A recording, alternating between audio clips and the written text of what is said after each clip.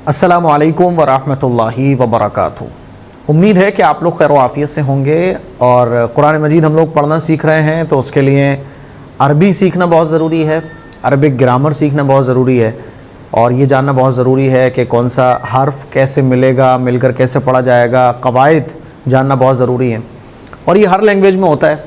तो आज हम लोग जानेंगे कायदा नंबर तख्ती नंबर 17, तख्ती नंबर 17, वक्फ़ करने का कायदा। वक्फ़ किसको कहते हैं? थोड़ा सा आज हमारा जो वीडियो है वो लंबा होने वाला है, थोड़ा सा बड़ा वीडियो होने वाला है। वक्फ़ किसको कहते हैं?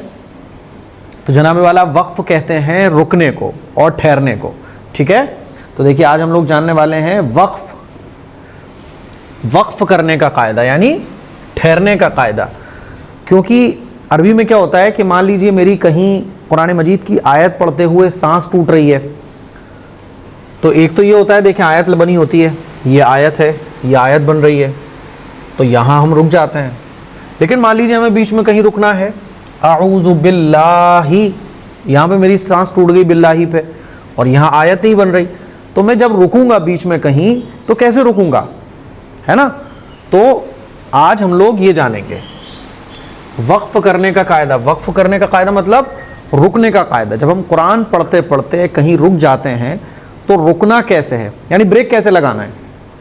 गाड़ी चलाते हैं तो कार का ब्रेक अलग होता है, बाइक का ब्रेक लगाने का तरीका अलग होता है ना, स्कूटी का ब्रेक अलग होता है।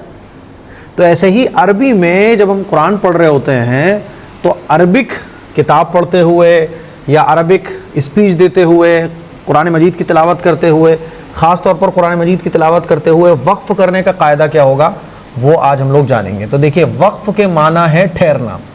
वक्फ़ के माना क्या है? ठहरना। आयत को आयत इसलिए बोलते हैं क्योंकि वो रुकने का एक निशान होता है, ठहरने का एक निशान होता है ना। तो वक्फ़ के माना है ठहरना, यानी कुरान पाक पढ़ते पढ़ते किस तरह ठहरें। तो वक्फ़ किसको कहते हैं? वक्फ़ के माना ठहरना।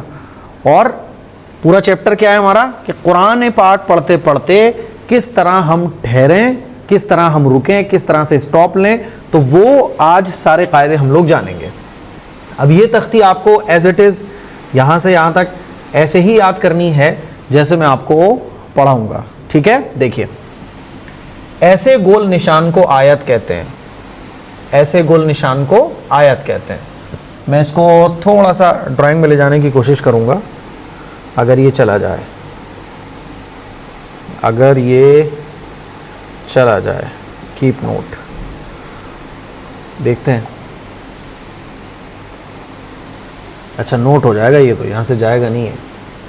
चलो दोबारा ट्राई करते हैं।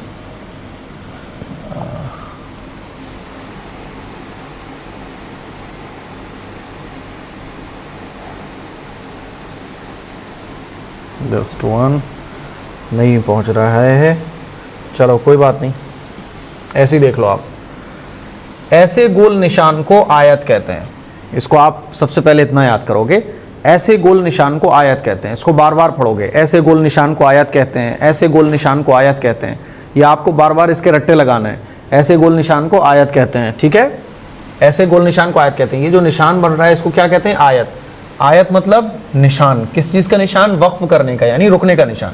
तो ऐसे गोल निशान को आयत कहते हैं। ज़बर ज़ेर पेश, याद रखिएगा, ज़बर ज़ेर पेश, दो ज़ेर दो पेश पर, ज़बर ज़ेर पेश, दो ज़ेर दो पेश, याद रखना, ज़बर ज़ेर पेश, दो ज़ेर दो पेश, दो ज़ेर दो पेश, दो ज़बर नहीं, दो ज़बर यहाँ से गायब है। ज़बर ज़ेर पेश, दो ज़ेर दो पेश पर वक्फ़ करना हो तो आखिरी हर्फ पर जज़म देकर सांस तोड़ेंगे। समझ गए?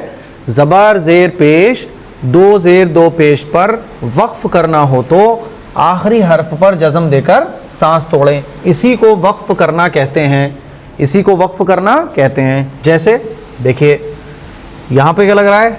निर्रजीमी, मीम के नीचे क्या लग रहा है? ज़ेर लग रहा है। तो हमने क्या पढ़ा कि ज़बर ज़ेर पेश, दो ज़ेर दो पेश पर वक्फ़ करना हो तो आखिरी हर्फ पर जज़म देकर सांस तोड़ेंगे। तो पांच चीज़ें हो गई, ज़बर ज़ेर पेश, ज़बर ज़ेर पेश और दो ज़ेर दो पेश, ज़बर ज़ेर पेश, दो ज़ेर दो पेश, पांच हो गई नहीं हो गई? तो इन पांच चीज़ों पर जब हम वक्फ़ करेंगे तो आखिरी हर्फ पर जज़म देकर सांस तोड़ेंगे। जैसे कि ये देखें आप, रजीमी, मीम के नीचे ज़ेर है तो ज़ेर आ गया। ज़ेर किस में से है? उन 5 में से है। ज़बर ज़ेर पेश, 2 ज़ेर 2 पेश। तो यहाँ जब वक्फ करेंगे तो यहाँ लगा देंगे जज़म, तो क्या हो जाएगा? रजीमी, आगे आयत, आगे आयत। तो अब जब आगे आयत हो गई तो यहाँ मीम के नीचे से ज़ेर हट जाएगा और इसके ऊपर जज़म लग जाएगी। तो ये क्या पड़ जाएगा? मीम साकिन, मिनश्शैतानिर रजीम। तो हम जो इसको रजीमी की जगह रजीम पढ़ते हैं, तो वो क्यों पढ़ते हैं? क्योंकि हम यहाँ पर वक्फ कर रहे होते हैं। और वक्फ करने का पहला कायदा क्या है? ज़बर ज़ेर पेश, 2 ज़ेर 2 पेश पर वक्फ करना हो तो आखिरी हर्फ पर जज़म देकर सांस तोड़ें। इसी को वक्फ करना कहते हैं। ये आप बिल्कुल ऐसे ही याद कर लीजिएगा जैसे मैं आपको पढ़ के बता रहा हूँ। ऐसे गोल निशान को आयत कहते हैं। ज़बर ज़ेर पेश, 2 ज़ेर 2 पेश पर वक्फ करना हो तो आखिरी हर्फ पर जज़म देकर सांस तोड़ें। ठीक है, आगे देखिए। कायदा नंबर 2, आयत करने का, वक्फ करने का हम कायदा सीख रहे हैं। और वक्फ करने का पहला कायदा है जो आपने पढ़ लिया। दूसरा कायदा है 2 ज़बर पर वक्फ करना हो तो 1 ज़बर के साथ अलिफ पढ़ा जाता है। जैसे अहदन से अहदा। दूसरा कायदा क्या है? 2 ज़बर पर जब हम वक्फ करेंगे तो 2 ज़बर में से 1 ज़बर अलिफ बन जाएगा और फिर वो ज़बर अलिफ के साथ मिलाकर पढ़ा जाएगा। जैसे अहदन से अहदा। देखिए, अगर आप गौर करें, मिसाल देके मैं आपको समझाता हूँ। अच्छा जी, इसमें तो देखें आप, युसरा, रादो ज़बर रन है, रादो ज़बर रन है। तो जब युसरन, अब यहाँ आयत लग रही है तो आयत कैसे करेंगे? 1 ज़बर अलिफ बन जाएगा। ये जो अलिफ का निशान है वो इसी वजह से बना दिया है यहाँ पर, ताकि आप जब आयत करें तो 1 ज़बर अलिफ बन जाएगा और ये अलिफ ज़बर से मिलेगा तो क्या हो जाएगा? रा अलिफ ज़बर रा, युसरा। तो हम जो युसरा पढ़ते हैं, क्यों पढ़ते हैं? हालांकि 2 ज़बर हैं, क्योंकि जब हम वक्फ करते हैं तो 1 ज़बर अलिफ बन जाता है और 1 ज़बर फिर बच जाता है, वो अलिफ के साथ मिलाकर पढ़ा जाता है। ठीक है, जैसे आप देखें, अहदन से अहदा। अहदन अगर है तो इसको वक्फ जब करेंगे, आयत करेंगे तो क्या पढ़ा जाएगा? अहदा। तो दूसरा कायदा आयत करने का क्या हुआ? वक्फ करने का 2 ज़बर पर वक्फ करना हो तो 1 ज़बर के साथ अलिफ पढ़ा जाता है। जैसे अहदन से अहदा। आगे देखें अब। अरे भैया, बात समझ आ रही है? मुझे उम्मीद है कि आपको मेरी ये बातें समझ में आ रही होंगी। एक्चुअली गर्मी यहाँ बहुत है और बड़ा हॉल है, जैसे मैंने आपको लास्ट क्लास में भी बताया था। तो एसी वैसा काम नहीं कर पाता है क्योंकि हॉल बहुत बड़ा है। फिर ऊपर से चश्मा लगाता हूँ मैं तो ये रिंग लाइट का गोला नज़र आता रहता है, और रिंग लाइट हटा दूँ तो मैं काला कलूट आपको नज़र आऊँगा। और आजकल तो यही सीन है कि वीडियो जितनी अच्छी नज़र आती है, लोग उतना रुक कर उस वीडियो को देखते हैं। पढ़ाने वाले का भी तो अच्छा नज़र आना ज़रूरी है ना। पढ़ाने वाला अगर अच्छा ना हो, अच्छा बोलता ना हो, उसका स्टाइल अच्छा ना हो, तो जाहिर सी बात है लोगों की अटेंशन नहीं हो पाती है फिर, है ना। चलिए, हाँ जी। और वक्फ करने का कायदा नंबर 3 क्या है? गोल ता पर वक्फ करना हो तो। कायदा नंबर 3 क्या है? गोल ता पर वक्फ करना हो तो। ये जो गोल ता बन रही है, ये अगर आ जाएगी कहीं और हमें आयत करना हो तो कैसे आयत करेंगे? गोल ता पर वक्फ करना हो तो वो हाय साकिना बन जाती है। जैसे जारियतुन से जारिया। मान लीजिए जारियतुन है, अब इस पे हमें अगर वक्फ करना है, यानी यहाँ पे हमें अगर रुकना है, तो वैसे तो हम पढ़ेंगे जारियतुन, कहीं कुरान में लिखा है तो जारियतुन, लेकिन यहाँ अगर हमें वक्फ करना है तो हम इसको कैसे पढ़ेंगे? जारिया, जारिया। ठीक है ना। तो कायदा नंबर 3 क्या हुआ? गोल ता पर वक्फ करना हो तो वो हाय साकिना बन जाती है। जैसे जारियतुन से जारिया। ठीक है, अब आप इसको बिल्कुल ऐसे ही याद कर लें। तख्ती नंबर 17, कायदा नंबर 17, वक्फ करने का कायदा। ये आप लोग रट लीजिएगा। ठीक है, वक्फ के माना है ठहरना। वक्फ के माना ठहरना, यानी कुरान पाक पढ़ते पढ़ते किस तरह ठहरें। ऐसे गोल निशान को आयत कहते हैं, ये वाला गोल निशान। ठीक है, ये वाला गोल निशान। ज़बर, कायदा नंबर 1, पहला कायदा क्या है? ज़बर ज़ेर पेश, 2 ज़ेर 2 पेश पर वक्फ करना हो तो आखिरी हर्फ पर जज़म देकर सांस तोड़ें। इसी को वक्फ करना कहते हैं।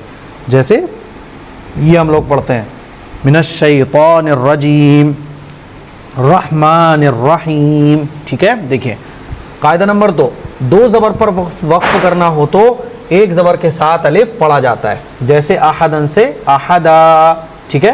कायदा नंबर 3 मैंने क्या बताया, गोल ता पर वक्फ करना हो तो वो हाय साकिना बन जाती है, जैसे जारियतुन से जारिया।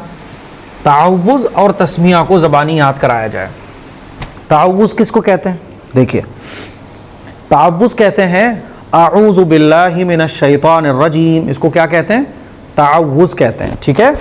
और तस्मिया किसको कहते हैं, बिस्मिल्लाहिर रहमानिर रहीम, इसको तस्मिया कहते हैं। तो ताउवुज़ समझ गए ना, ताउवुज़ मतलब अऊज़ु बिल्लाहि मिनश शैतानिर रजीम जो हम ये पढ़ते हैं इसको ताउवुज़ कहा जाता है। और तस्मिया किसको कहा जाता है, बिस्मिल्लाहिर रहमानिर रहीम जो हम पढ़ते हैं इसको तस्मिया कहा जाता है।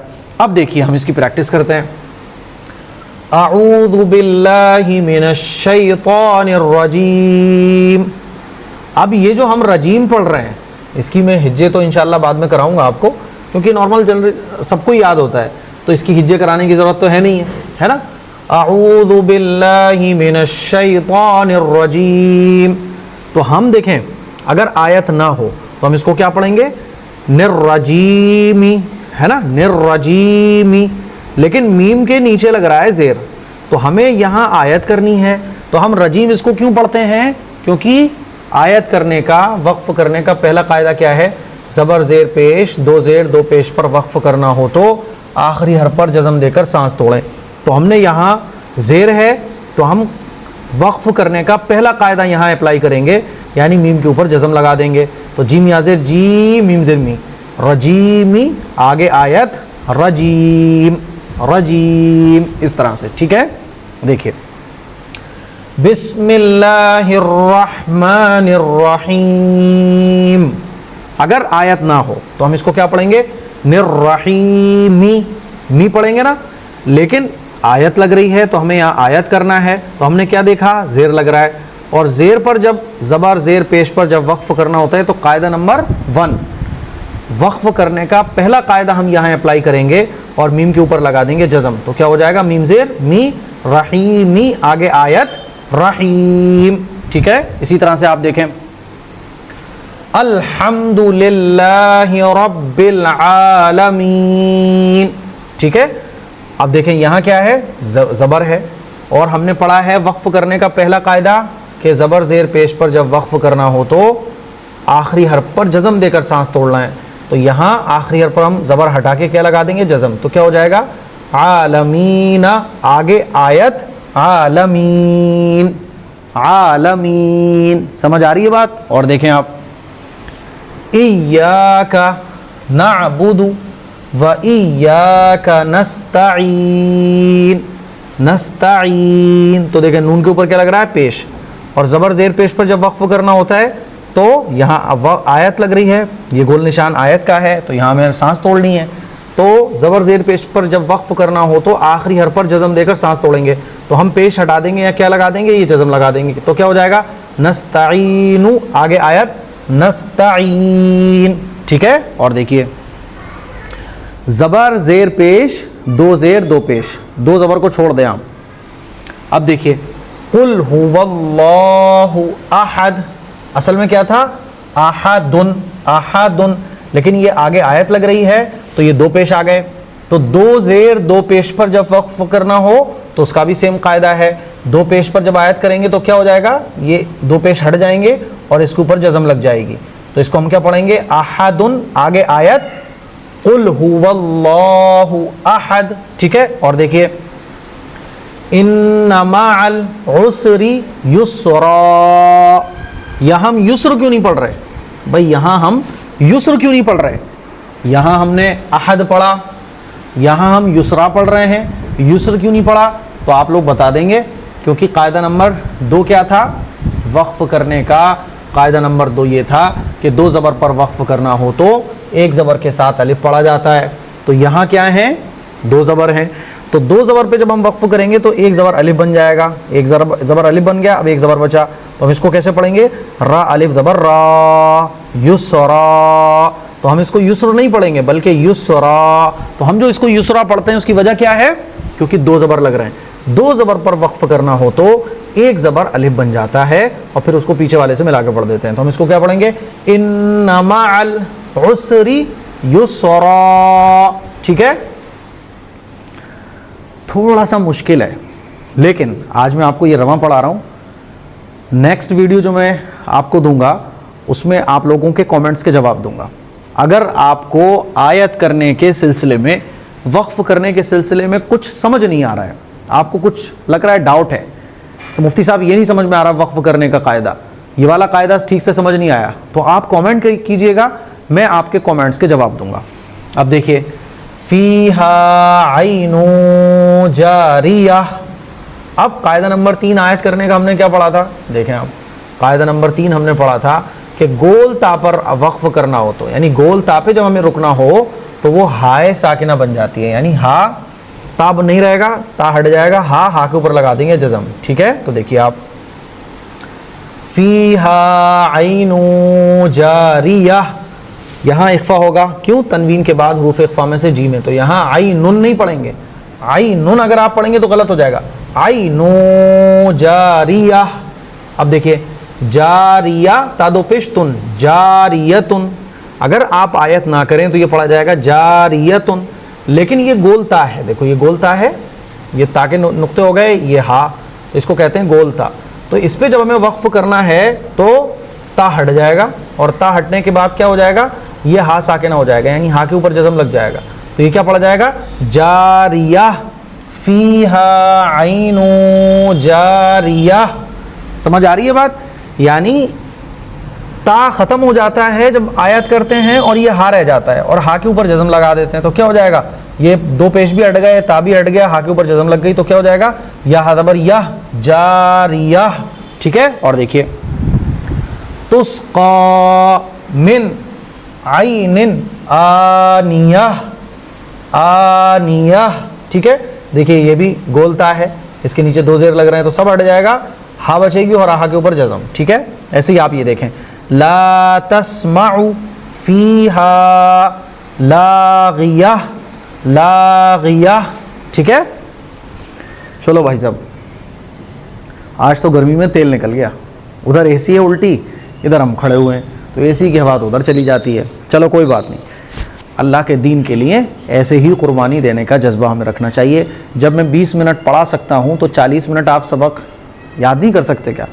इस टॉपिक पर क्या आप 40 मिनट अल्लाह के लिए मेहनत नहीं कर सकते? उस मालिक के कलाम को जो अल्लाह ने हमारी हिदायत के लिए नाजिल किया है, क्या उसके कलाम को समझने के लिए हम क्या 40 मिनट इस टॉपिक पर मेहनत नहीं कर सकते? 20 मिनट आज, 20 मिनट इंशाल्लाह नेक्स्ट वीडियो में। कमेंट कीजिएगा आपको ये कितना पल्ले पड़ा है, ये आपको बताना है कि ये टॉपिक आपको कितना पल्ले पड़ा है, ये आपको बताना है कमेंट बॉक्स में जाके। ठीक है, दुआओं की गुजारिश, दीजिएगा इजाज़त। अस्सलामु अलैकुम वरहमतुल्लाहि वबरकातुहू।